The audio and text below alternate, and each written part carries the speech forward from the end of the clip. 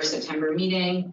I was telling Sue, it's a little bit of a crazy time right now with our grant year ending in a couple of days and the potential government shutdown happening the same day. So trying to get some administrative stuff done and pretty quickly. So everything else has sort of taken a back seat, unfortunately, but we're going to get back on track here. And we just, as you know, we're going to be rolling into year 7 on September 30th. So all good things. But first, what I want to do is introduce a guest that we have today. And I hate to put you on the spot, Gabriel, but I'll just briefly mention. So I got an email from Gabriel a few weeks ago, I guess, just asking if the coalition if we ever worked with interns. And as you all know, we worked with Leah this summer. Christine and I worked with Leah, who was so great. Yes, we did. I responded to Gabriel, and we take interns, and we had a great conversation, sort of talking about what he was interested in, just a little bit of his background. And long story short, he is going to be interning for the coalition in the spring for his spring semester at Rutgers. But I'm going to let Gabriel, he's here today for the meeting. For those of you that can't see him, he's here. So I'm going to let him introduce himself and talk a little bit about your background and why you're interested in being part of the coalition. Sure. So, hi, I'm Gabriel. You can call me Gabe if you'd like. And yeah, so I was really just reaching out for,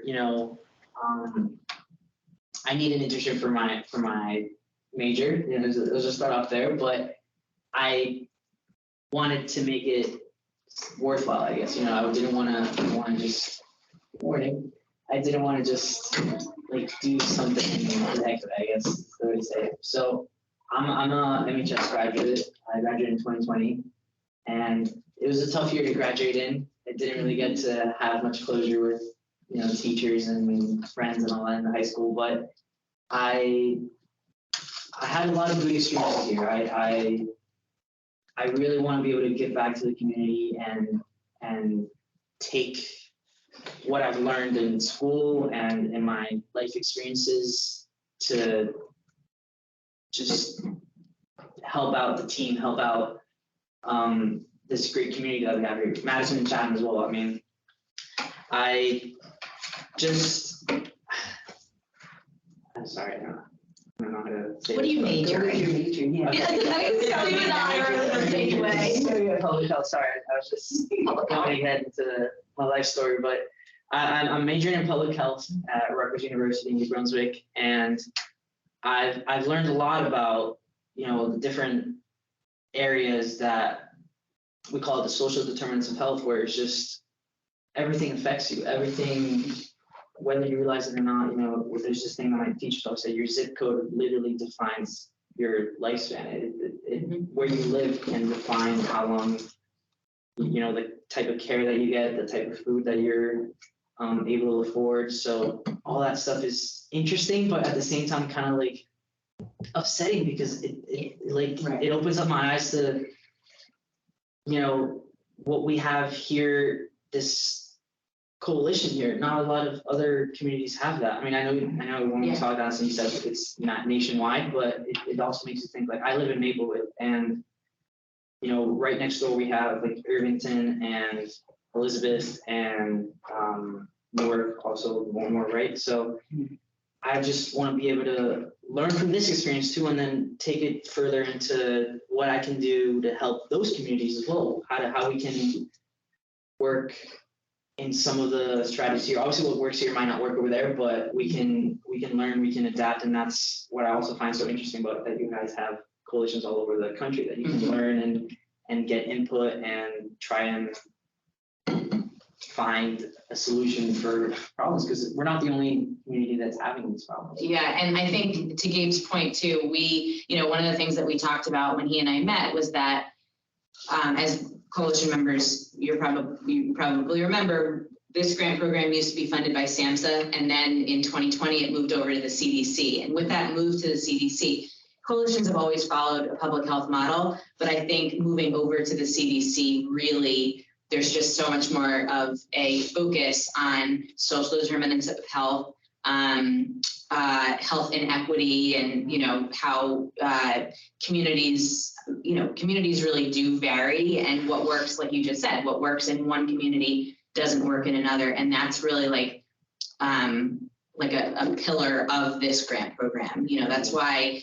And I think you probably remember when Kelly Keck from Epiphany came to our January meeting this past year, she talked about, when we're looking at ways that we can, I think Selena, you asked the question, how does Madison Chatham coalition stack up against other coalitions in other parts of the country? It's very difficult to gauge that because every community is so different. And what works here in Madison and Chatham, how we address substance use prevention for youth, it's just not going to be the same model that's followed in, Los Angeles County or in, rural West Virginia. It's not the same. So it's very difficult.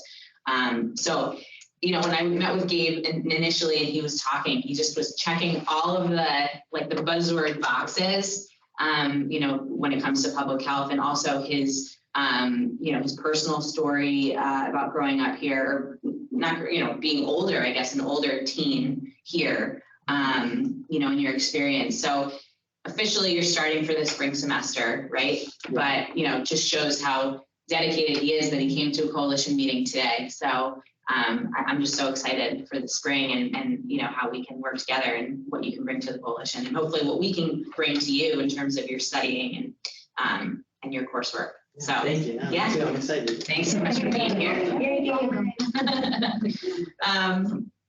Okay, I'll let Selena, if you want to give any updates, Heather, if you want to give any updates, Christine from sectors, and then we'll move on to my updates. So I don't know, whoever wants to kick us off. Christine, you want to kick us off? Okay, so welcome everybody. This lovely weather we're having. So update for Project Community Pride. We are in full swing for the fall. We're starting our teen topics again. And we have one coming up October, I believe it's October 19th. And that's, we're hoping to get lots of people to come to that one, students, so we'll be sending out the flyers again. We, Hey. Oh my God. Small world. Have you been? Good. It's my first meeting. How do you know? Good. we, It's okay. Yeah, grab a seat anywhere. I'm squat. I can't say the whole. It's okay. Go ahead, Christine. That's okay. We're planning for Red Ribbon Week. I don't know if you talked about this yet, but we're going to be doing some tabling with MCC at the two high schools, Madison and Chatham High School. So that should be great. We are planning also to do another police brainstorming meeting, and we're going to be doing that in November, early November. So I think that's all of my updates. Awesome. Thank you. Heather, do you want to share from schools? Yeah, so at the high school, I'm starting to ramp up for October, which is a busy week for SACS. We have the Week of Respect, School Violence Awareness Week, Red Ribbon Week, Bullying Prevention Month, I believe. So it's a lot of programming. I'm planning, my big event is my second wellness fair. I had my first one last year. We're planning for October 26th this year. I know I invited MCC, MAC, PCP, so they're all going to be there along with our police departments and some other community agencies, and then some school clubs that fit in the theme of wellness. So hoping to make it a little bit bigger this year. Other than that, we'll be doing some tables, possibly popping into classrooms for lessons for Red Ribbon Week. And I work in a consortium with 5 other schools. So we work on parent programming there. So I have a meeting this afternoon, potentially bringing a parent speaker to the high school. So hopefully I'll have more on that for our next meeting. I think that's it right now. Thanks, Heather. Yes, I could Yeah, speak. go ahead. I'm Selena. I'm chair for the Municipal Alliance of the Committee of Child. Such a long name. Okay, the Red Ribbon Week, thank you, Vicki, for an idea. We were trying to figure what to give to the elementary kids like Lafayette and middle schoolers, and we bought these stress ball poppers that you kind of, because they're wherever they may be, and we're gonna have Hope printed on it. Hope is the Youth League of the Municipal Alliance. It stands for Healthy Outreach Peer Education. That's right. And we thought that would be appropriate to put on the stress ball poppers. And I think the middle school is gonna have them, Lafayette is gonna have them. Not sure about Washington School or Milton. There's just like all those other schools. And I'm thinking we're gonna have it, Heather, to have those stress ball poppers at that wellness fair as well. That is what we have. And then Footprints at St. Patrick's is continuing. Footprints is a little puppet show for second graders that teach about respect, just for among each other as peers, because you're not teaching them drugs and stuff. It's more about kindness to each other and that sort. What else we have? We have a LMTI Fall Conference, and if there's any it's happening November 10th to the 12th.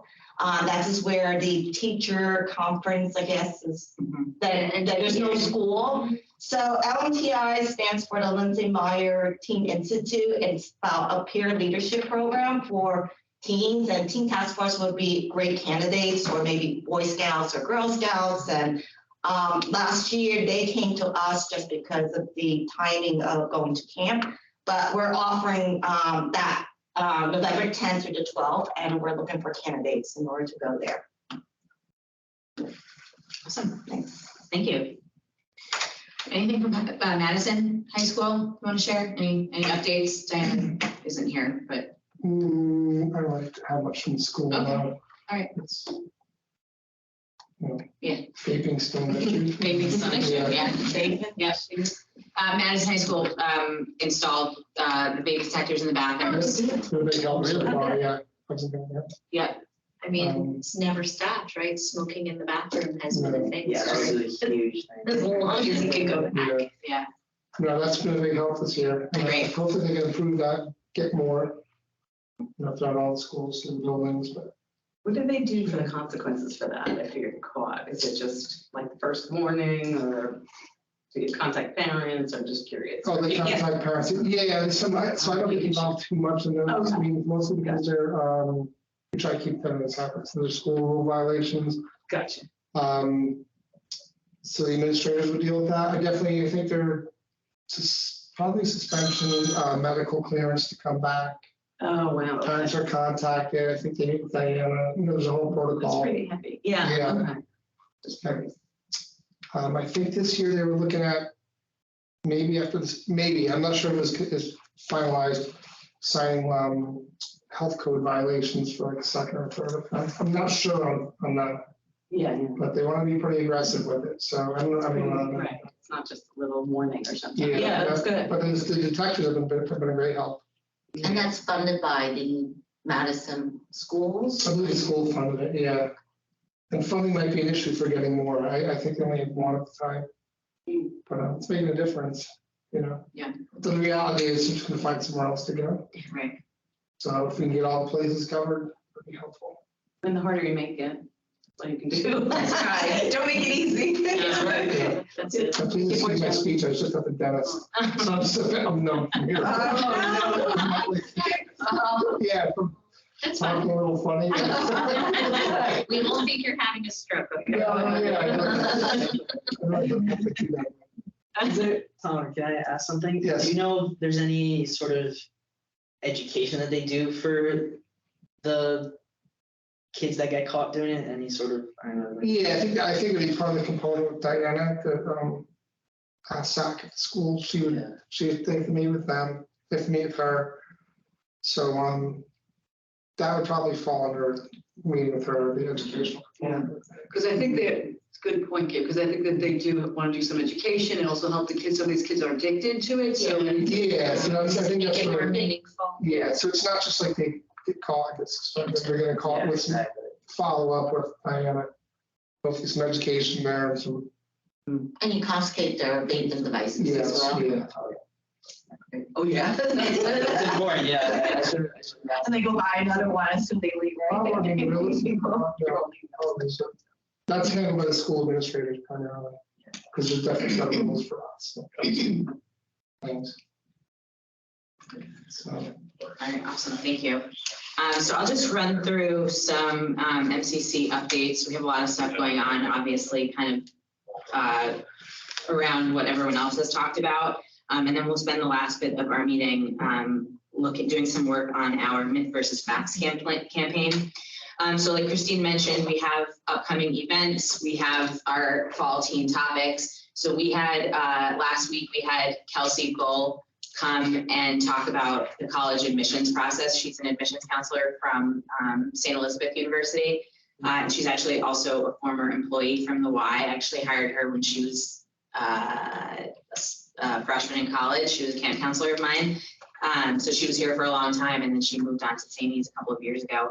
She actually works with Kiana at St. E's in the admissions office. But we actually were able to record a series of videos with Kelsey at Teen Topics. So we're going to be doing a series on Instagram and Facebook next week for any kids that were not, and parents, I guess, that obviously were not able to attend that Teen Topics, just to kind of get some more information. I think she went over like her top 5 things that teens should know about the college admissions process. Things that she's found to be surprising since she's been in the field. She talks about IEPs and things like that. So check our Instagram next week for that. We have Madison High School's back to school night is coming up tomorrow, right? Yeah. So Christine and I we'll have a table at back to school night at Madison High School. We were at the junior school last week for back to school night, which was great.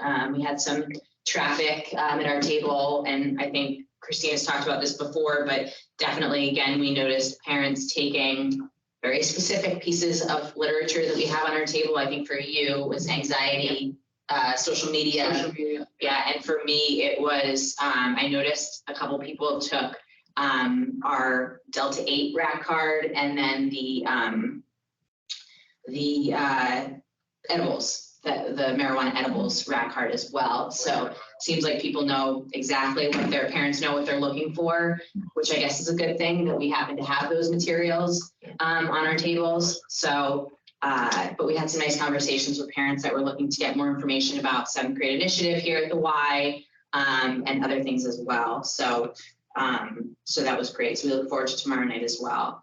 Not next Saturday, the Saturday after is Bottle Hill Day in Madison, which is the biggest, Madison's big community-wide festival. So we will have the coalition will have a table directly next to the Y's table. So we actually, usually for the past couple of years, we've just been under the same tent, and we just have both of our tables there. This year, we're really going to be focusing on our Draw the Line campaign. We're going to have lots of those materials. We're going to have the markers that go along with it. The other thing that we're going to have at our table, which I talked about, I think at our July meeting, I don't have the example or the little thing. No, the Safe RX storage bottles. So we talked about that, about potentially ordering a case of those because we had some funds left over in our supplies category for the grant. So I met a rep at CADCA, the CADCA mid-year conference, but basically it is a cylinder, plastic cylinder container that locks. You can put in a code and then it's a kind of a unique mechanism the way that it works, but the larger model, I have a small model and a larger model. The small model, both are for safe prescription drug storage. but I had asked while I was there with the rep about safe marijuana storage. And they have other coalitions that have asked about the same thing and are starting to use these containers for that. So we are, now that we know, obviously cannabis use is legal in New Jersey, we know that adults are using it, but are also using it, in homes where there are youth as well. So we want to make sure that we're doing everything we can to make sure that it's staying out of the hands of children and teens. So we're going to have a display at our Bottle Hill Day table. Really, they're expensive. We don't want to, it's not a giveaway like, a popper thing or a stress ball or anything like that, but it's an opportunity to have a conversation with adults that are interested in learning more information about how to safely store marijuana products. So those will be coming in the next couple of days. We'll have those for Bottle Hill Day. We do need volunteers. We have our first teen task force meeting of the year is next week, but we do need some volunteers. We're going to be reaching out to the Key Club at Chatham High School and Madison too. We had a ton of volunteers last year from Chatham High School. So we actually didn't need any other volunteers because we had so many that were looking for service hours. So we'll be doing that. Hopefully we'll get some more. And then we kind of pool our volunteers with the WISE volunteers. So if you're interested, I've included the link for the volunteer sign up in the newsletter that goes out on Fridays. It's just hour-long shifts this year. So if you're available and can do a shift, that would be a big help. Anyone that's been to Bottle Hill Day knows that it's just like total chaos, especially where we are right in front of Madison Pharmacy. It's just like a hub for activity right there. So if you're available, we'd love to have you help out for whatever you can. Let's see, what else? So end of grant year, I mentioned this at the beginning of the meeting, our grant year is ending on Friday. We're ending year 6, we're going directly into year 7 on September 30th.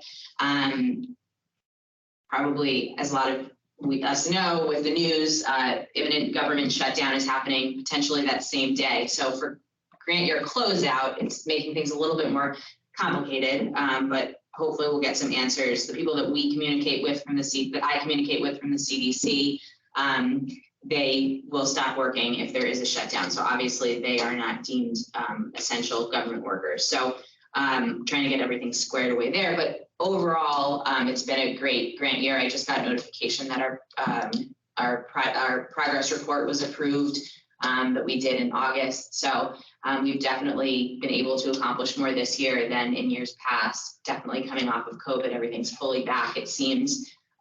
Definitely doing more in both schools, but particularly in Madison, I think. That's been, really building on that relationship has been so great.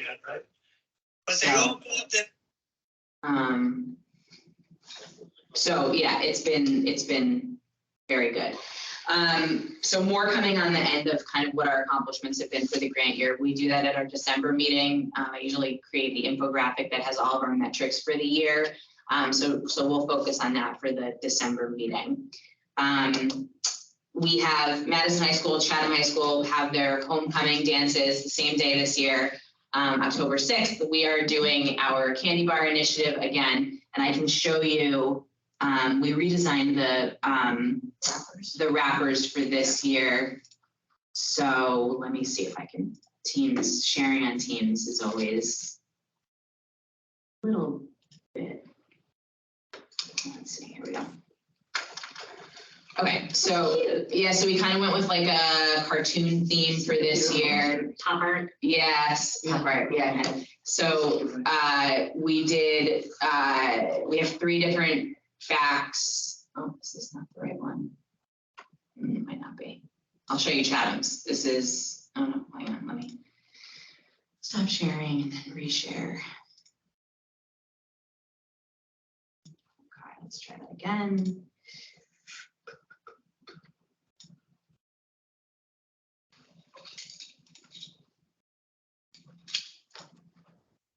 Okay, so this is Chatham's. We went with 3 different facts. One is marijuana, and 2 focus on alcohol. And then, so these are the 3 different wrappers, and then this is the back of the wrapper for each of them. So we have, we're doing 400 for Madison, 400 for Chatham. So we're going to be wrapping those candy bars over the next, I'm going to be getting the wrappers from my printer on Friday. So it's going to be a mad dash to get all those done and get them delivered to both schools for homecoming. So looking forward to that. Also, yeah, I'm just going to be giving out candy bars, wrappers, and blue dots to everybody. I got my gloves on to prevent paper cuts. So Heather mentioned Red Ribbon Week. We're excited about that. We'll be at Madison High School and Chatham High School. And we're also going to be doing, last year we hosted an art contest at Chatham High School. This year we are going to be doing our contest at both Madison High School and Chatham High School. So focusing on, let me just zoom in on this. This is focused on the theme for Red Ribbon Week, which is be kind to your mind, live drug free. So for both schools, obviously the contest is the same. Any media can be used. That can be paint, color pencils, digital media, but everything has to be submitted on a poster, 11 by 14 poster. And those entries are going directly to Heather at Chatham and Diana at Madison. So we've asked that the art teachers push those out, and then we will be at the tables for Red Ribbon Week in both high schools the day that voting is happening. So we're encouraging students to stop by the coalition table during lunch and vote for the winner, vote for the best poster, and then the winner will be announced that Friday at school, and it's a $50 Visa gift card is the prize. So we're happy to have the contest happening in both schools this year. So thanks to Heather and Diana for making that happen. And yeah, that's that. What else? Screenagers. So thanks to Sue for bringing this to my attention several weeks ago now, but a lot of us have seen or heard of the documentary Screenagers, which focuses on screen time and media and teen development and those sort of things. There's actually a series of 3 of those films now. The last one that came out not too long ago focuses on the effects of vaping. So Christine and I purchased the licenses for 2 of those documentaries. Yeah. So we're figuring out how exactly we're going to show those, but we're thinking about potentially partnering, making this into Night of Conversation, which has been a coalition and YMCA initiative for several years now. So we're looking at doing a screening of Screenagers, potentially at Chatham Movie Theater, potentially in January or February. So we're still trying to figure more of those logistics out, but the first step was purchasing the license in this grant year before our grant funds for this year expired. So we did that. So everything else we'll figure out. But we think that it's a good opportunity to kind of show it at the movie theater in Chatham, which is small, and then also potentially ask for some speakers to come and talk after, just to answer some questions that parents might have. And The audience is for a parent. Adult. Yeah, it's for parents. So in just some preliminary conversations Christine and I had, maybe something like Night of Conversation goes to the movies or something like that. We'll get creative. And the thing with Night of Conversation is each year that we've done it, we've done something totally different. So we did a podcast one year, we did dinner here one year, 2 years. So we've always kind of done something different. So this could be a great opportunity there. I have reached out to Tim McMahon, who has been the presenter for Hidden in Plain Sight for 4 years now here in Madison and Chatham. This will be his 5th year, so waiting to hear back from him, but we are looking to host Hidden in Plain Sight at Chatham High School sometime in January. We were in Madison last year, so this year we'll go back to Chatham. And Tim is so great. For anybody that's seen him, he's a DEA agent, and he always does a very good job, making the material easy to consume for parents. He answers questions, and then we always have involvement from Chatham Borough, Chatham Township, and Madison PD, which is so great also to be able to answer questions from parents, about what's happening here at the local level. So waiting to hear back on a date or a couple of different dates that work for Tim and both school districts. So more information coming about that, but we're looking at January for that. I think that's all that I have right now. We have some things kind of in flux right now. Team Mental Health First Aid is one of them. Kind of waiting for next steps. So I'll give an update for that at the October meeting. We are going to start getting our sector spotlights back in place. I'm hoping to have a speaker for our October meeting, somebody potentially from the prosecutor's office, to talk about kind of what they're seeing maybe at the county level as it relates to substance use. It could be a good opportunity to ask law enforcement to speak as well. And then we have bagels and brainstorming with law enforcement the first week in November, right? Yeah. So maybe that would be more appropriate for the November meeting after we have bagels and brainstorming, but more to come on that. But we are looking to get our speakers back for coalition meetings going forward.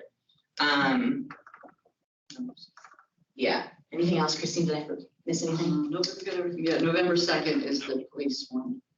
Our police breakfast. Yeah. I gotta sneak out. Yeah. Because you're looking for me. Yeah, at that's school. okay. Do you need anything for tomorrow night? Set up over there? No, I think Dave, we talked to Dave, I think he has a table. We're supposed to have a table, So so. time to be there? Time does it start? 6:30. Yeah. So we'll be there like 6. 6. Okay, I'll be there to help you out. Okay. Oh, good. Thank you. Awesome. You're a good part of the Take you up space. on that. Yeah. Thank you. Okay, so the last thing that we're going to talk about is this campaign, this Myth versus Facts campaign, which, as I think probably everyone knows, for those of you that were here for the July meeting, I want to say, Leah and Elise are 2 interns that are now back at school. We talked about doing a campaign that really addressed a lot of the common misconceptions that adults and youth have about marijuana use. So they did a great job. They put together a spreadsheet that had, facts for each day and kind of like laid out what we want the campaign to look like on social media. But just as a refresher, we talked about at our July meeting, we talked about this campaign being traditional and social media. So obviously on Instagram and Facebook, there's going to be, that's the bulk of it. Every day for 5 days, there's content.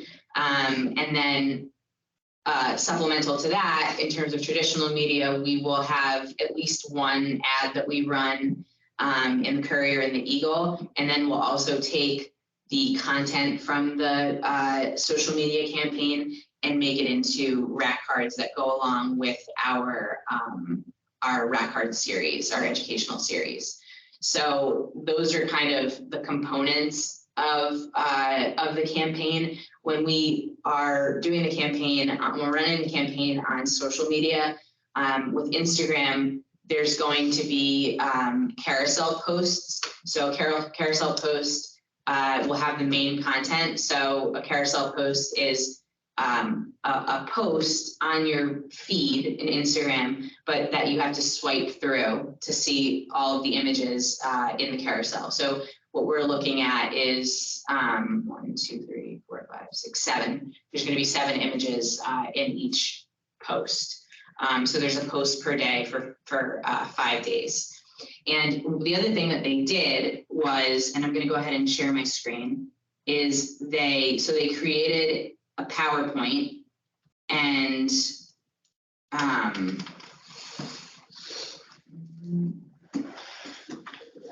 my be a little bit difficult to see, but I'm going to zoom way in. So if you look at the left side of the screen, we talked about, I don't know if we talked about it at the coalition meeting, but we talked about trying to figure out the 5 different like overarching themes for the campaign. So how do we break it into topics that people are like, that you can easily digest, right? So the 5 that we came up with were legalization, driving, emerging trends, mental health, and then physical health. So, you know, there's so many, and Sue and I met and we talked about this last week. There's so many just like facts that we want to make sure that we're including that I think are like, you know, you ask somebody, I had a conversation with my mom last night who, you know, my mom is in her late 60s, and she just, you know, I asked her like, what are your misconceptions? And of course, you can't answer that question. You don't know what your misconceptions are about something until you know what the truth is, I guess. So, you know, just trying to have a conversation with her about things that she thought she knew. Yeah, what is her perception of these things? I think it was very interesting from her perspective. The driving was a big piece. I mean, obviously she knows, you know, you can't use any substance and drive, but I think, you know, going through some of the data, data out of Colorado and other states that have legalized, you know, we're at the forefront of legalization, seeing, you know, how the data has been impacted, you know, in the past several years. And that's going to take a long time in states that have just legalized. So I think that was a big one for her. And then even the physical health as well. I think that was, she had some misconceptions there as well. But, you know, when Sue and I were talking about this campaign, she raised a good point, which was, you know, who are we targeting with this, right? And I think we've talked about this before, you know, students, teens are, for the most part, they're getting a lot of this information in health classes, right? Like, you know, you're learning about the impact of marijuana use, and you're learning about the impact of vaping and all of these things. So kids are getting this. What they're choosing to do with the information is another story, but they're being given this information. Parents are not given this information, or they're not being forced to consume it. So, you know, they're not having to sit in a health class where this is what the curriculum is focused on. We are encouraging parents to come to presentations that we have, or that NAC has, or MASA, or, you know, whatever, but we know that they're not coming by and large. Yeah. And the ones who come, sometimes you come when you have a problem. Otherwise you think you don't need it. Right. Like it doesn't pertain to me. You know? It doesn't resonate. I'm really aware that it might, Yeah, and honestly, not that it's too late at that point, but, you know, we're talking, you know, we're kind of talking about prevention here. And at that point, we're talking more about treatment or recovery. So different ends of the continuum of care, but all important, right? So, you know, when Sue asked that question about who we're targeting, it kind of is both, because I think that even though teens are getting this information in health classes, for whatever reason, kids are going to do what kids are going to do. And, you know, a lot of times the answer is, and you know, Christine and I have had conversations with kids that are, you know, potentially using various substances, and they know that they're, you know, they aren't putting 2 and 2 together, cause and effect, but they have heard this, you know, they've heard the information that we've shared before. It's nothing new, really, but there's still, for whatever reason, whether it's addiction or, you know, there's a ton of different reasons that anybody uses. So I think that the goal here is to address both, and to do it in a way that it doesn't, you know, it doesn't really matter who, you know, if this information is broad enough that it, you know, we do focus on teens. A lot of the language does include teens, but it's for teens themselves and also parents of teens. And really what our goal has been, I'd say, in the past couple of years, is we've identified this gap through listening sessions and through key informant interviews with parents and other sectors, is that there is this gap, this information gap. And what we're trying to do is to really bridge that gap. So to get kids and parents on a level playing field when it comes to the information that's available to them. So the boxes in blue are the ones that have been corrected, or the language has been changed a little bit. But essentially, and I'm going to scroll out a little bit and then I'll scroll back in, but the Leah and Elise put all of these, they really did a great job, comprehensive. They pulled from a lot of different sources, and the red boxes are the myths, and then the green boxes are the facts. And it's 1, 2, 3 facts per day. And they all obviously pertain to the topic for the day. So for the first one, legalization. So that's kind of what we're thinking. We kind of wanted to, and I agreed with their thought process that, there's so much information out there about so many of these topics. It's good to kind of like hone in on one per day to really like drive each topic home, and to give kind of like supplemental facts. This is the bulk of the campaign. And then aside from that, there's also going to be like other content. So we know that these posts are all, like I said, part of a carousel post, but then there's other things that we can do. For example, Sue shared a really great article that kind of gives it's a parent's perspective, right, of her child's process and, kind of what they went through. And, kind of like the message is recovery is possible and things like that. So that's going to be a great, supplemental piece to this campaign, maybe when we talk about the mental health piece or emerging trends. And basically what we would do is for each of these topics, each of these days, we would also post links to stories or to articles. So that would be one that we would do. We could link back to the Coalition podcast where we interviewed, I think for Night of Conversation a few years ago, we interviewed somebody from Gen Psych. What's the other one? High Focus. Yeah, so like that would be an opportunity to link back to audio, like a soundbite from that podcast. And we would do all of this in our stories. We would also look to record content of teens, maybe at a teen task force meeting, using the marijuana goggles. We probably would do the marijuana simulation goggles. We would probably post that for the driving day, right? And show what the impact is when you're driving, maybe trying to figure out if there's a way to take video from that perspective with the goggles on.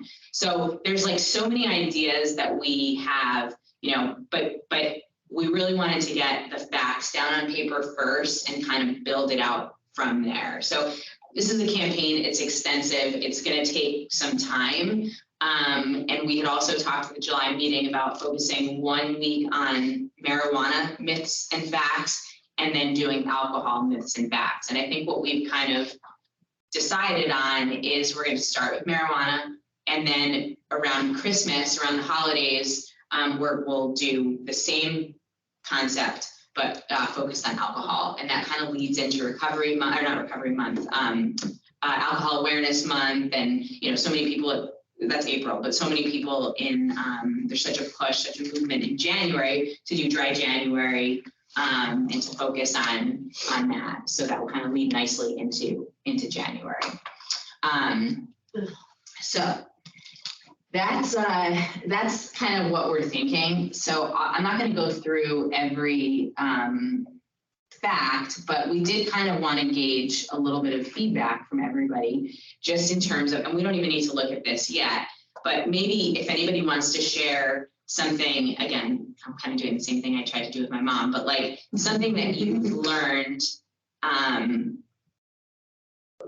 either through your work with the coalition or in your own life or your own sector that you represent, something that is was like an eye opener for you about marijuana use and either teens and adults or any of these categories. If there's been anything that you kind of like, oh wow, that was interesting. Like we should definitely include something like that in a campaign like this. We should definitely include information about that or a fact about that.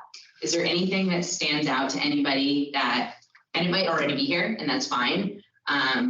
But I just kind of wanted to do like a, I have stuff with this, but I can go yeah, last. okay. Yeah, that's, yeah. I don't know if anybody has I love a anything. printout of this. Yeah. Yeah, I should have printed it out. I'm So- still working on it. I wrote down some thoughts, just two things that I was thinking about with the mental health portion of this. Yeah, Many moons ago when I did more like substance abuse recovery treatment, there was two authors that I came across that I think was really helpful in social work school. I wrote down Prochaska and DiClemente. Anyone?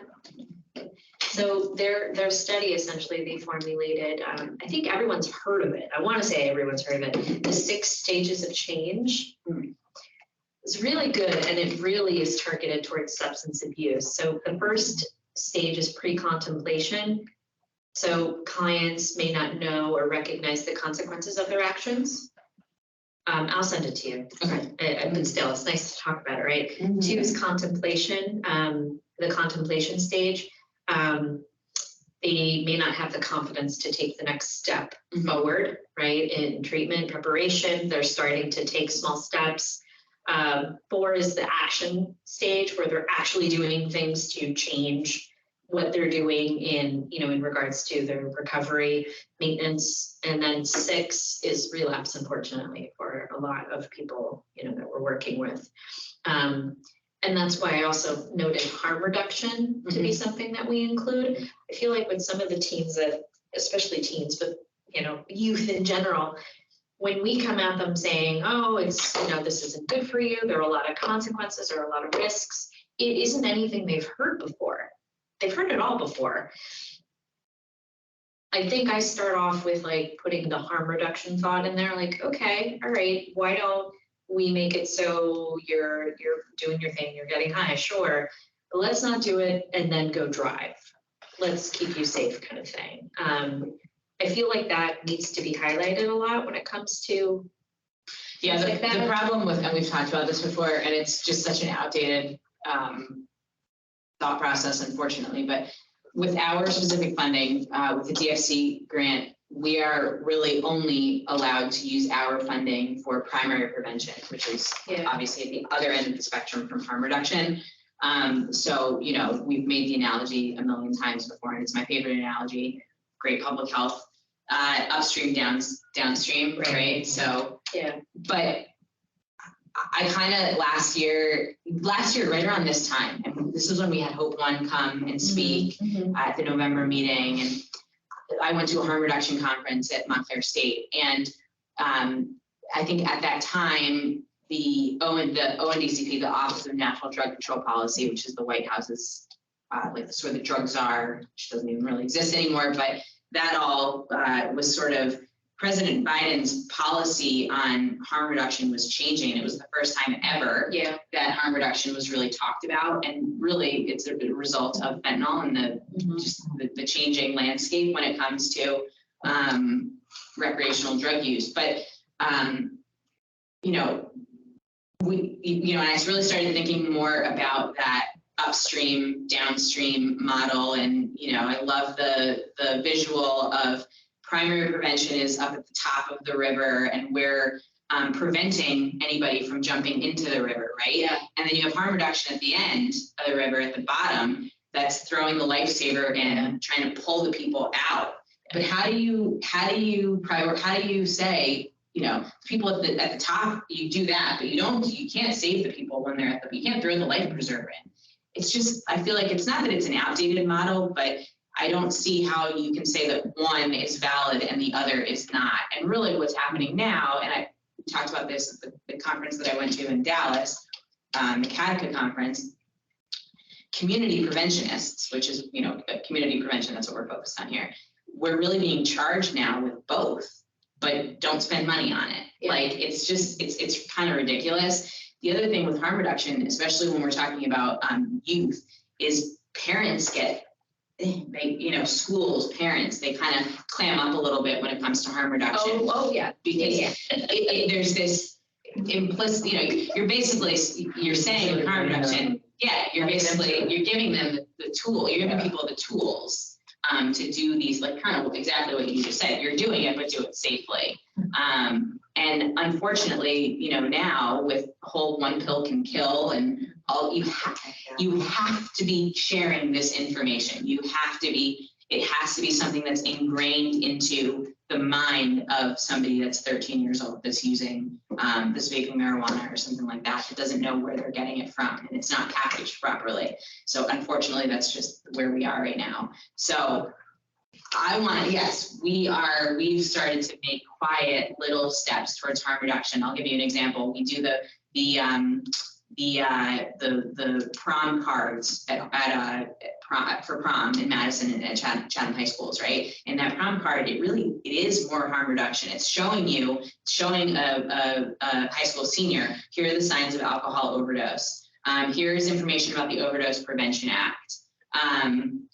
Here's ways to say no, which it's less harm reduction, more primary prevention. But we're giving every student that attends this dance this card, basically saying, we're trying to say, like, if you're going to do it, you're going to do it. But here's how to save yourself, and here's how to save your friends. There's a couple different places in the river, it sounds, which is good. Which is where kind of we have to be. But there's a stigma still, with harm reduction, and the goal is to break that stigma and do more that we can. So I think that the underlying message with a campaign like this is like, we're not trying to isolate anybody that is using the substance legally. But again, we are only focused on that 12 to 17 age range with this coalition. And so, the language should focus mostly on teen use. What adults choose to do with that information. If they're able to draw parallels, that's just an added bonus, I guess. So if you can think of ways, and you and I can talk about this, absolutely, to sort of make that language a little bit more subtle, but still include harm reduction in this, I absolutely agree with that. I think that's important. Subliminal messaging, yeah, for sure. Actually, I love the analogy you made, and I think that could be used with the light growing up. I think most parents would go, "Oh, I get it." Like, I've never heard that analogy. They can jump in, and so I was thinking of my kids. It's like you kind of, when you say know your own kids, and you do know your own kids. Some of them are more risk taking. They have a bigger propensity to take all the risks, and others are more cautious. So it could almost be like a campaign, like Know Your Kid. If you have a huge risk taker, maybe you can share with them, okay, you can take that risk and jump in, but you're risking that the riptide might take you out. And then even if I'm standing there throwing you a life preserver, you might not be able to grab. And there you go, bye-bye, like you're down the river. So I think something like that is great for parents. I really do. So, because then they're thinking about it differently. They're not going, no, prevent, don't give anybody anything, don't let them have it. Yeah. I love that. Yeah, and really, we say on the bottom, like at the bottom of the river, is harm reduction, but really harm reduction is kind of more in the middle, and recovery is at the very bottom, right? Like Pulled you out, the recovery, right? Yeah, after you've been pulled out, it's like, so when I went through the coalition, everyone that is in this position has to go through 3 weeks of training that's sponsored by, at that time it was SAMHSA. And I was in Alabama, you're with the same people in a cohort for 3 weeks. And there were people from all different coalitions all over the country. And this guy from upstate New York I still have it, but he just it was like stick figures. It was an image that he created with like clip art. And it was literally like a river and like a clip art guy at the top and a clip art guy at the bottom and like a circle. And it just has like stuck with me. I have it at home on my bulletin board. Like Clerks, right? Had a very, very small production fund, and sometimes it's the most significant, right? And I think about that analogy all the time. And I think it is, it's fairly, I think it's why people know about it in this field. But, That's the key in the field. Like, I think, so for me being here, just to share, like, you guys are so in it with mental health, physical health, the environment, all the stuff you mentioned, it's great. But take your average parent, and we are really clueless. We're living our lives, like, you know. They can be bothered sometimes. And like, you're just not, like, what you think we know, we don't know, which is what I find fascinating here, like, it helps And me. what we to go, find wow. frustrating. Yeah, and like, you're so in it, and then you're like, how do we get these people to have a clue? Like, Yeah, really? even an Because I was investment. clueless. Yeah, even an investment is where it starts. We need someone to say that. I just want information. Okay, Yeah. meet where you're at. And we gotta make it Right. accessible too, because if you start using terminology and stuff like that the common folk is not gonna understand, they're just gonna shut you out. Yeah. Because they're gonna feel like you're talking down to them a little bit, you have to I talk think in. that's what makes Right. this so good. We use that kind of language Exactly. Yeah. that is widely acceptable to Mhm. so many people. Don't forget, parents are also in denial, because it's Right. not my kid's great, what, they're getting straight A's, and they're also doing all this other crap. Right. And you're just not, you don't want to see it. Well, Until it's in your face, and they're down the street. and we also have to think too about, you know, what Kelly Keck has shared before, and we know from our own data collection, is that, you know, we are dealing in Madison and Chatham in particular with the permissiveness here is much higher than in other parts of the country and other communities that they work with, at least that Epiphany works with. So that's an added barrier, you know, that we're trying to address. How do we make sure that we already know that this is one of our challenges, is this heightened permissiveness. So, you know, it's just, what else can we do there? Okay, so harm reduction, definitely. I think that's definitely, if you can. Let's come up with some subliminal messages. Subliminal messaging, yes. Is there anything else? I mean, one of the points that Sue brought up was potency, which we did not have, that was not included on this, and I'm still trying to figure out where specifically to include it. That was actually something that I talked about with my mom yesterday, you know, talking about when she was in college in the 70s, you know, the THC levels then compared to now. I've had a lot of parents tell me that the weed wasn't as strong when I was younger. Yeah, now you have like the godfather version that's like 30% or something, like increase in the THC. Those GMOs. Yeah, so that's definitely something that, you know, that was something that we made a point to add in. But is there anything else that anyone can think of? Yeah, Gabe. So I don't know if there's enough in this to make carousel for Instagram, but I remember one of my classes, I talked about like, what I was gonna say, generational, it's not like it's genetic, but like you were saying, some kids are more risk takers and others are not as Predisposition. yeah, exactly. There's a predisposition. That's kind of what it is. Like if you have, I think has to be a bigger awareness of. I had a friend in high school who he would not drink because his older brother and older sister were both recovering alcoholics. So, I mean, unfortunately, he fell into that too a couple of years ago. But I don't think enough people really take care of that, especially like in high schools and stuff. You don't. Yeah. Or in families in general, you don't talk about family. You don't talk about that uncle who had issues. You don't talk about that type of stuff. So I don't know if there's enough to make it into a whole thing. But Risk factors is what you're talking about. Individual risk factors, like micro level risk factors. And then also, I think the generational conversation of it. Yeah. Like, I think my generation and Don't talk about it. we're with our kids much more open than my parents were with me. Oh, yeah. So like what you're saying, that's what I would have lived, like I didn't know about what the crazy uncle was doing, they just never spoke to him They again never or spoke anymore. whatever, and they don't tell you. It's a secret, what kind of. Yeah. Yeah. So what kept your friend from not using substances at one point wasn't enough to get him to never do it, right? So those protective factors were absent. So that's something else to talk about, the things you could do instead. And like, not just like sing-songy, like you can have a friend. You can, you know. So the other thing I was thinking about too is, so this is a 5-day campaign, right? And we're like giving all this, which this is like one of my biggest pet peeves, like going to a conference or going to a session and you know, you're given all this like really alarming information, and then it's like, okay, it ends. Right. It doesn't. Okay.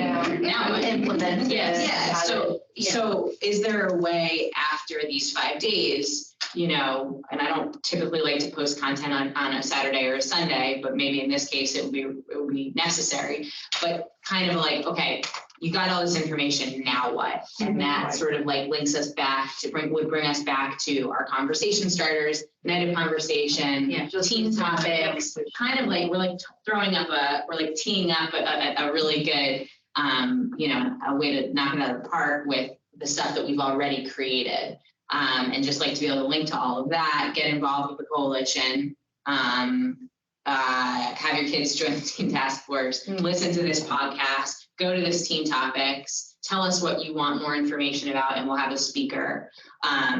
So I think I think we should definitely do that, so we're not just like leaving adults and kids like, because now I'm scared. Right, because all they want to do is forget it. So they suppress it and they put it in the back of their mind. And I think people would like to think that information, like it lingers. Mm-hmm. You're not going to forget it because it really scared you. But truthfully, the way the brain works, it's a trauma. It's going to suppress it as much as it can because it doesn't want to deal with it. It makes me uncomfortable. I don't want to think about it. Yeah. Just a little thing on the posting. Sometimes I find on Sunday, people are on social media a lot more, like parents, like Facebooks are all popping up Sunday because they're sitting around with some downtime. So I don't know if you want to think about that in terms of like, it's not necessarily bad to post on a Sunday, I think, because a lot of people are scrolling on Sundays when they're. Have you tested the timing of the launch of the post? Yeah, and that was great and I learned things from Elise, mostly Elise, because she started doing this last year. She's messing with the algorithm. 10 o'clock, like I'm like, oh, let's post at 11 o'clock. No, wrong. You post at like 4 o'clock, 5 o'clock. Like those are really when you look at our analytics, though, like on Instagram particularly. So that's when people look. Yeah, they're standing over the pot of pasta trying to cook. And I mean, it's funny too. Well, you also like, I mean, for me, when I'm putting my 2-year-old to sleep and I'm sitting in her little pottery barn chair and she won't let me leave the room, right? I'm on my phone and it's like 7 o'clock. So, but I'm catching up on everything from 3 o'clock on, let's say. So, you know, I think that obviously it varies for different. Yeah, I can't have my phone out because then my son will be me. Oh, no, I'm sitting under a blanket, a blanket over my head. But things we learned. I was in marketing and we knew certain time zones, like Pacific, wherever the launch was like around 10 a.m. actually because before all the other retailers are piling on onto it. You want to be at the top of the inbox. Yeah, and like even like with MailChimp now, even with MailChimp now, like you can do send time optimization and like there are all these crazy things. The only thing I do, like usually you'll note it if you've ever paid attention to it, I just don't like to schedule MailChimps for like on the hour, on the half hour. I like to do 15, 40, I like to do on the quarter, just because it looks a little bit less like a generated email. But, you know, I also don't we don't schedule our posts with the coalition. Like that was something we had somebody that worked for the coalition a couple of years ago, and she always scheduled posts ahead of time in Instagram. Like you can do that through any third-party app, you can do it through Canva. And I don't do that because your analytics are not as strong when you schedule posts, but also you're scheduling posts for like 10 o'clock, 11 o'clock, 12 o'clock. And with the algorithm, it knows that it's a scheduled post and that it's canned content, and it does affect your algorithm and affects how it's seen. So that's definitely something that, you know, we like to post things live in real time. So that's just an aside, kind of an aside, but anything else that anyone has? And then I want to move on to, you know, kind of this other piece that we're going to talk about. In her little box there? Yeah, little So next steps, just so that next steps are going to be really finalizing this. This information is not going to be shared via our MailChimp. This will be an email that comes from me. I'm going to say by Monday, probably Tuesday of next week. So you're all kind of like on a little subcommittee now, that everyone that came to this meeting, but I'll be sending the spreadsheet that kind of has like the finalized facts. No. And then I'm gonna ask that people send back changes or things that they want included or whatever. And then we're gonna, like, in the meantime, I'm gonna be working on the graphics and kind of what we want the design of the campaign to look like.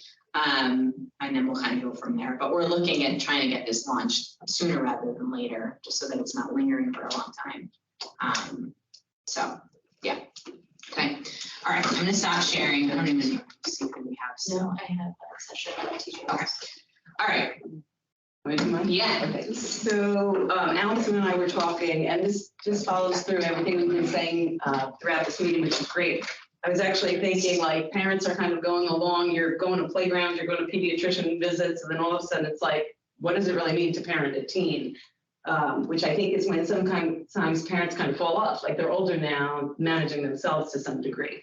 So I have a little show and tell.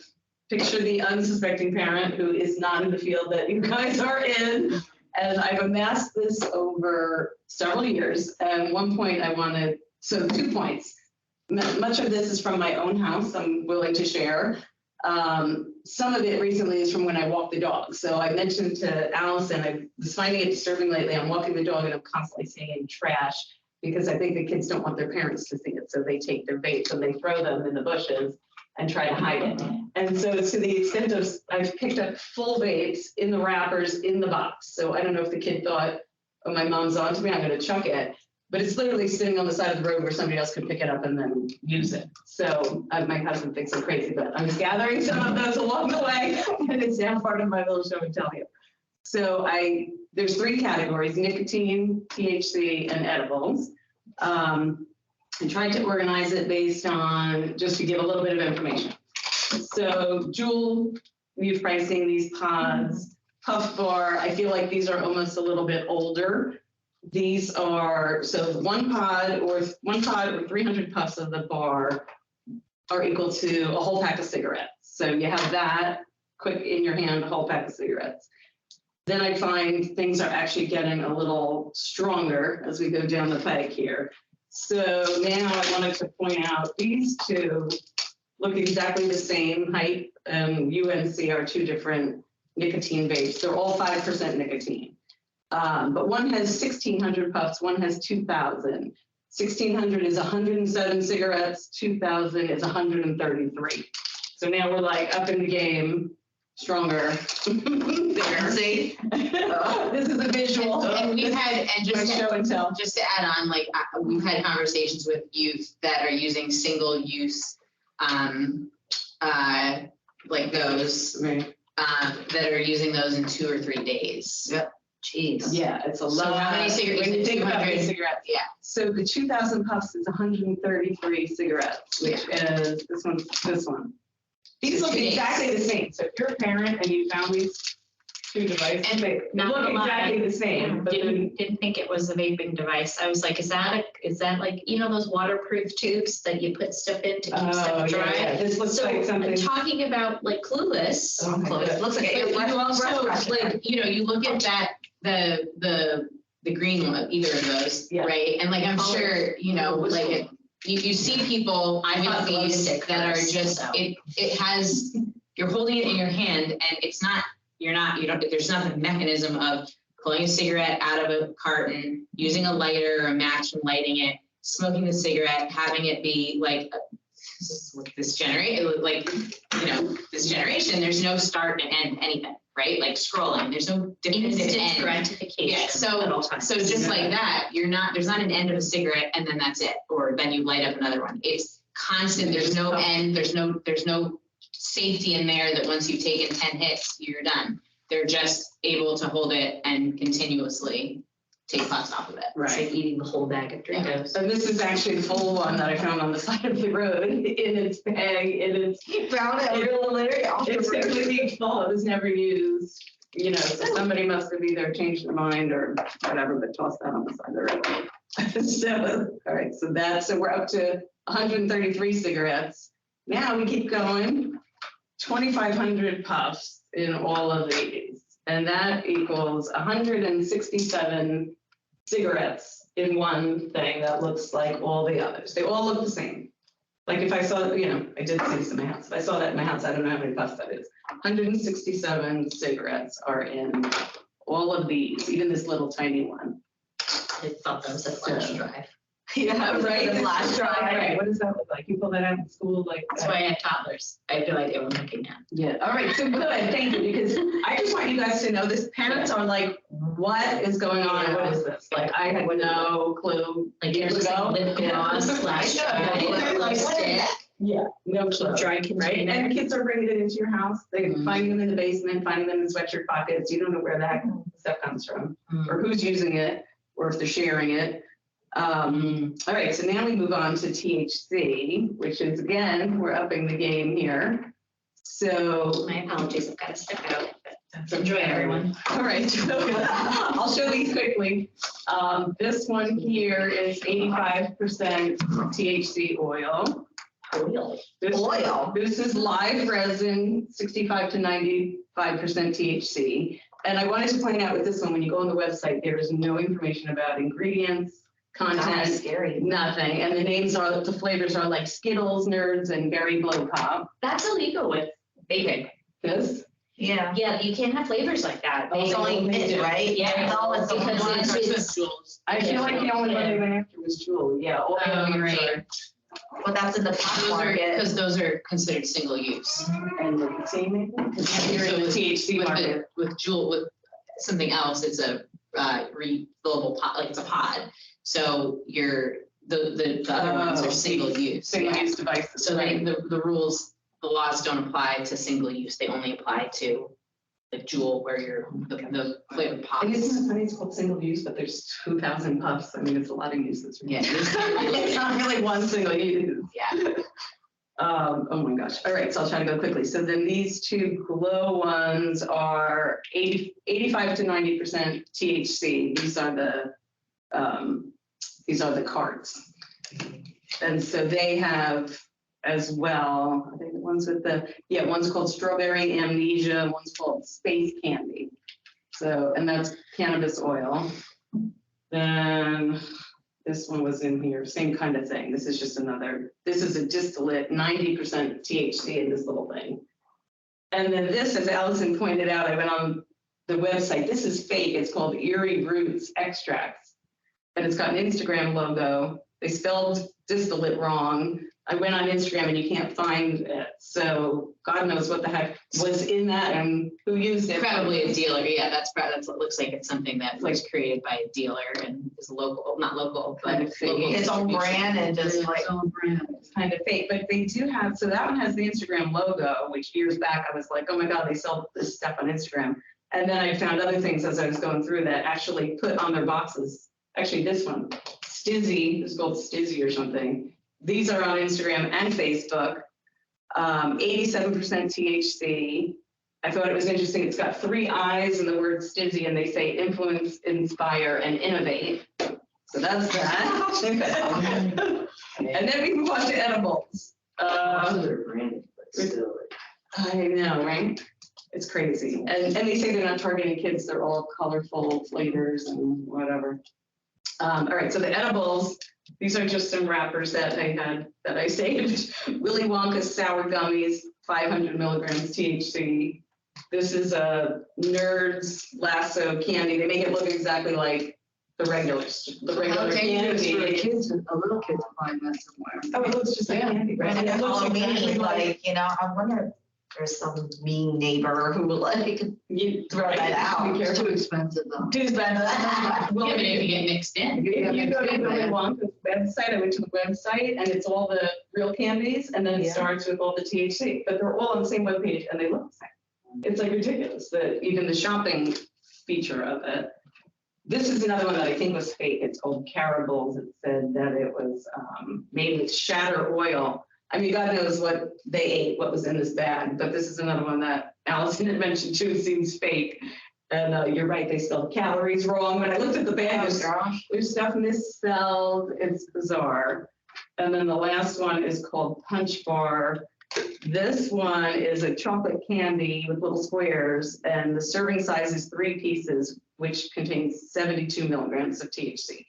And one of the things I wanted to point out with this is, later in my career, I found one with no wrapper on it in my house that was it looked like a Hershey bar, and each little square has the punch symbol. And so the only reason I knew what it was because I knew this, but if I had never seen a box, I would, well, it was just a chocolate bar.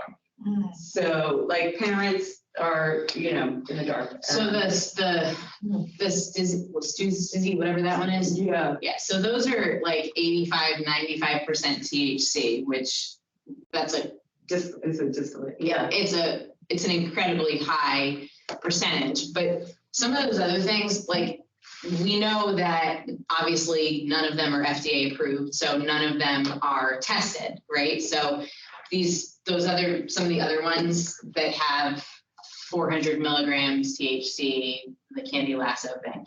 Right.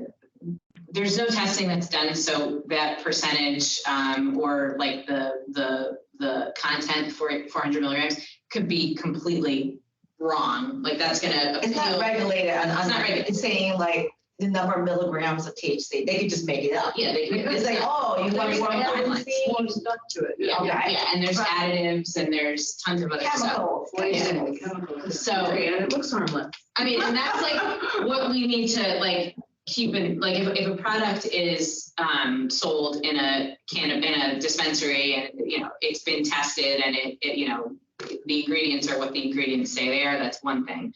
But the majority of that stuff is not. So that's something to consider.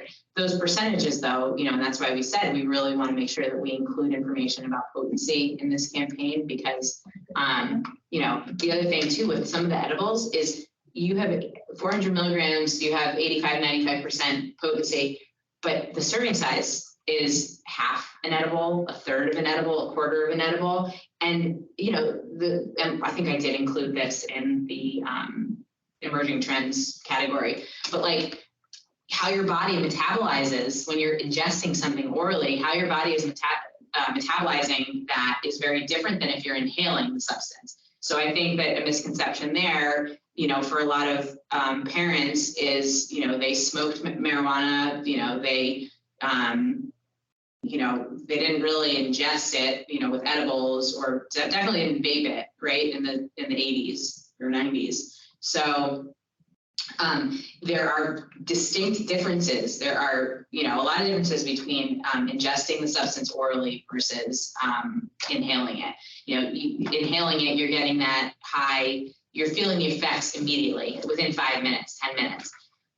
When you're ingesting it, it has to go through your bloodstream. It has to hit your liver, right, in order to metabolize. So it could take a different amount of time, also dependent on if somebody has eaten anything, what else is in their stomach, and that's why the effects of marijuana when it's consumed orally takes longer for people to feel the effects because it has to go through your bloodstream and then get into your liver and metabolize. So there are a lot of differences that, if you're just looking at these products, it's not something, it's not something that you're thinking about, especially if you've seen it and you don't really know too much about what it is. So I think it's really important. And that's why I asked you to bring this stuff today. We want to do something with this. Like, I've come across one or two of those things like in passing and, seen it if I was out for a run or out with my dog or something. And just kind of whatever, like I see a lot of the puff bars and it's interesting because they're always like in that condition, like looks brand new, doesn't look like it doesn't look like it's been like banged around or anything like that. So it definitely seems like kids are using it and then Use it dropping quickly it and using also it quickly. it looks brand new, yeah. Just dumping it out the window or dumping if they're going for a walk or walking home from school or something. So we want to do something with all of this because it's like there's a lot of value educationally. We just don't know what. So, like we talked about doing like a board or I think right now also something with Hidden in Plain Sight, like this could be an add-on to Hidden in Plain Sight in January, because Tim has, Tim doesn't bring a vial of, he's not bringing heroin, he's not, obviously. But like to have this stuff there is a nice compliment to that. I have to make you laugh, I'm hidden in plain sight. So the jewel cartridge has like 2 pieces to it. Mhm. And so at some point in my life, I found one of the little black ones on the floor and I said to the kids, is this a Lego? And so, years later, they were like, remember when you thought that was a Lego? And I'm like, Yeah, I mean, I think that there's a lot of opportunities to, and I don't think it necessarily translates in like on Instagram or anything like that. Like, I feel like it's a real life, like it needs to be in front of you in order to like get the full effect.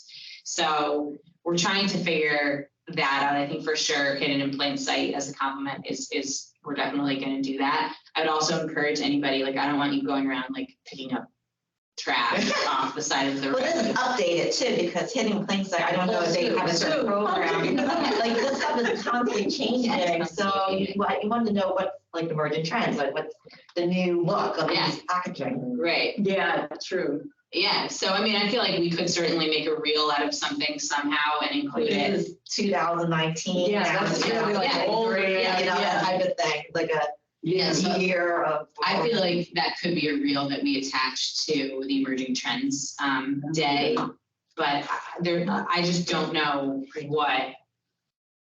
what else we could potentially do with it. So I challenge everyone to kind of think about that a little bit as well.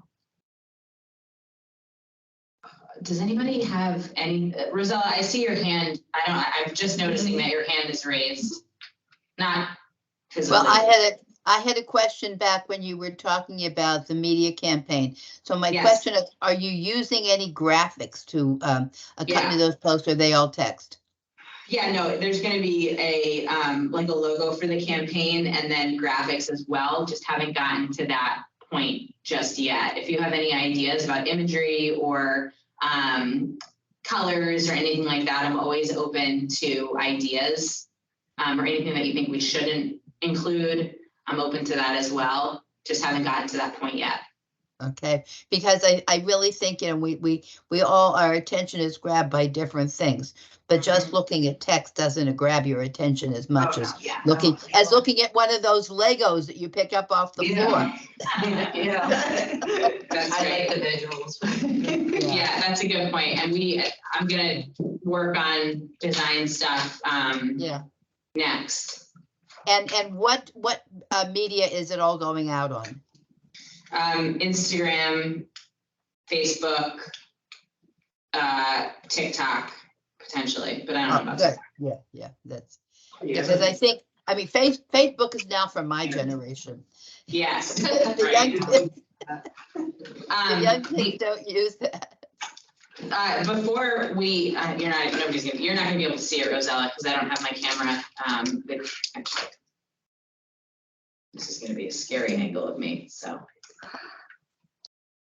Hang on.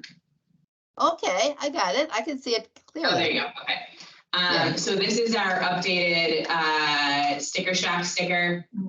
So it's hard to see, but under it is illegal to provide alcohol to minors. It's the same sentence in Spanish. So we just want, and we took away the language in the middle and we put the numbers instead, just to make it universal as well. So thanks to Kristen from Project Community Pride for helping get that translation for us. But these are our new stickers that we'll start using in February. So just wanted to be able to show that as well. So real quick, last is the next coalition meeting is scheduled for a day that we can't have it. So we're gonna change the date. I'm just That's why you have PPP. yeah, so it's scheduled for, I think, the 10th. 17th, October 17th. 17th. Yeah, so I'll be away. So we're actually gonna schedule it, it's gonna be the 24th. No, wait, it can't be. It's Ribbon Week, I don't know if that knows. Are we in Chatham or Madison on that day? Not on the 24th, on Tuesday, no, we're there on Monday and Thursday. Okay, so we'll tentatively say the 24th. But I just want to gauge, oh God, let me turn my camera on. Look at me, I don't need to leave myself at this. Okay, real quick, and there's only a few of us here left, so I'll just put it out there. We used to do one evening meeting per year. And we haven't done that in a while, but I'm thinking about bringing it back. I think, we're looking to get somebody from the prosecutor's office for either the October or November meeting. So it could be a good one to kind of move to that time slot. It wouldn't be a regular occurrence, but I can also tell you right now, I know that our meeting scheduled for November, the Y has an event in this room on that day. So we're going to have to change that. So in November meeting. It looks like, I'm thinking that the November meeting would be an evening. Like meeting. what time? Well, I'll put it out there. I think what we've done in the past is 6 o'clock. Does that kind of stay away from sports, and is that okay typically with like practices and? Yes, 6 is good. 6, Yeah. Because I usually eat dinner 7 or 8 anyway, Yeah, so. yeah. Okay, so. And that's after school, like activities, yep. Yeah, so I'm thinking the November meeting will be a 6 o'clock meeting. And then we'll just confirm the October meeting, but tentative October 24th. And in the meantime, by next Tuesday, if you don't get anything, somebody please email me if you haven't gotten anything, just from an accountability standpoint. The next few days are just a little bit crazy, but I'm pretty close to being done with the facts. So look for an email with that spreadsheet, and then I really do welcome any and all feedback. Like I said, consider yourselves all on a subcommittee for this campaign, because you're here. You're here. Well, Go ahead, I just Rizal. want to say that what you put together there looks really, really good. And I think it's very important to do this kind of campaign, and not just a single shot thing, but, sporadically to just keep the information in people's minds. I mean, I learned so much today about this CBD, these edible kinds of things. When I was driving, so I'm in Apollo right now, driving down, we stop at a Sheetz gas station a couple of times to charge our car, and they have these great big signs outside advertising their edibles that are for sale at Sheetz. And I mentioned that to a couple of my relatives, and they said, "Oh yeah, they're available all over the place." And I don't think people, it is just insidious and it's subtle. And if we don't keep raising the information and let people know that this, what these edibles contain, I just think, it's information that's necessary. Absolutely. Rosella, I just learned that too since it's a food product, it doesn't have to be sold at a dispensary. And so I just learned that Gary's in town is now selling hemp-infused drinks as well, because it falls under a food product, so they can sell it at the liquor store. Sunday's coffee place. Yeah, Sunday Motor House. Sunday Motor House sells a little thing of, it's edibles. Oh, it's edibles. On the It's counter. It's Delta 9, but it's in a small enough quantity that it's technically considered a hemp product. That's another one of these loopholes that I let Madison PD know about it. I don't think they've done anything yet, but I let them know about that product. All right, I'm going to end us there. Thank you, everybody, for coming and for staying. We'll see you in October, hopefully. Yeah. So the 17th. Yeah. That's insane. I texted Christine.